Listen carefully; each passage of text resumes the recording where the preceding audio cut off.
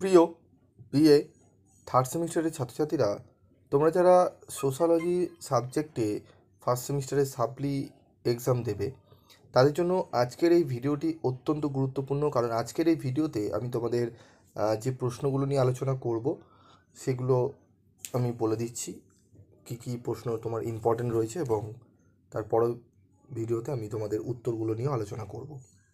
অনেকে উত্তর ঠিকঠাক প্রপার পাচ্ছ না, অনেক বড় বড় উত্তর পাচ্ছ এবং ঠিকঠাক প্রপার নেই, অনেকেই রিকোয়েস্ট করেছো, তা আমি তোমাদের সামনে তুলে ধরছি। এবং অনেকে রিকোয়েস্ট করেছো ইকোনমিক্সের 10 নম্বরের প্রশ্নগুলো নিয়ে আলোচনা করতে, সেটিও তোমাদের আজকে আমি দেব।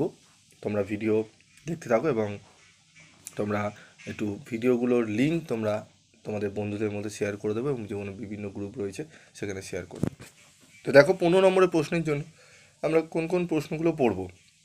প্রথম প্রশ্ন যেটি পড়ব, সমাজতত্ত্বের সংজ্ঞা দাও, সমাজতত্ত্বের প্রকৃতি ও পরিধি আলোচনা করো, সংস্কৃতি কী, সংস্কৃতি ও সভ্যতার পার্থক্যগুলি নিরূপণ করো, সমাজতত্ত্ব ও ইতিহাসের মধ্যে সম্পর্ক ব্যাখ্যা করো, সামাজিক গোষ্ঠী বলতে কী বোঝো, প্রাথমিক গোষ্ঠী ও গৌণ গোষ্ঠীর পার্থক্যগুলি সংক্ষেপে আলোচনা করো, সমিতি কাকে বলে, সমিতি ও প্রতিষ্ঠানের মধ্যে পার্থক্যগুলি আলোচনা করো, গোষ্ঠী কাকে বলে, গোষ্ঠীর বিভিন্ন প্রকারগুলি আলোচনা করো, সমাজতত্ত্বের সঙ্গে মনোবিজ্ঞানের সম্পর্ক আলোচনা করো।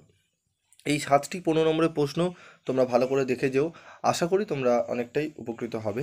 এই 7টি প্রশ্ন করে যাও, আশা করি তোমরা এখান থেকে প্রশ্ন কমন পেয়ে যাবে। চলে আসবো আমরা 5 নম্বরের প্রশ্ন। তো 5 নম্বরের প্রশ্নগুলো আমরা দেখে নেব। এবং যারা তোমরা সিসিএফের ক্যান্ডিডেট রয়েছে নিউ সিলেবাসে, যাদের সোশ্যালজি রয়েছে, তাদের জন্য পিডিএফ নোটস তোমাদের রেডি করা রয়েছে। তোমরা চাইলে পিডিএফ নোটসগুলো তোমরা কালেক্ট করে নিতে পারো সামান্য রেমুনারেশনের বিনিময়। তোমাদের চলে আসবো এরপর 5 নম্বরের প্রশ্ন। 5 নম্বরের প্রশ্নগুলো দেখে নাও। সমাজতত্ত্ব ও রাষ্ট্রবিজ্ঞানের মধ্যে পার্থক্য নির্দেশ করো, অন্তর্গোষ্ঠী ও বহির্গোষ্ঠীর মধ্যে পার্থক্য দেখাও, সমিতির বিভিন্ন বৈশিষ্ট্যগুলি লেখো, সংস্কৃতি ও সভ্যতার পার্থক্য লেখো। বড় প্রশ্নে রয়েছে, সেখান থেকেও তোমরা বড় প্রশ্ন পড়লে সেখান দিয়ে করে নিতে পারবে।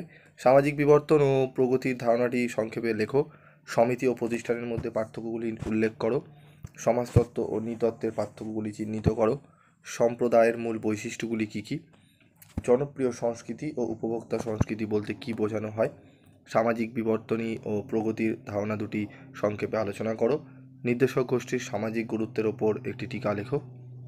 তো এই 11টি প্রশ্ন 5 নম্বরের জন্য তোমরা পড়ে যাও, আশা করি তোমরা অনেকটাই উপকৃত হবে। তো ভিডিওটি ভালো লাগলে অবশ্যই বন্ধুদের মধ্যে শেয়ার করতে ভুলবে না, এবং চ্যানেলে যদি নতুন হয়ে থাকো চ্যানেলটি সাবস্ক্রাইব করো, এবং তোমাদের যারা চেনা পরিচিতি রয়েছে তাদেরকেও সাবস্ক্রাইব করিও, এবং পাশে থাকা বেল আইকনে ক্লিক করে রেখে দিতে বলো, কারণ এডুকেশনের যে ভিডিওগুলো আমি বানাবো তারা যাতে দেখে উপকৃত হয়। আজকের মতো এইটুকুই, দেখা হচ্ছে পরবর্তী ভিডিওতে।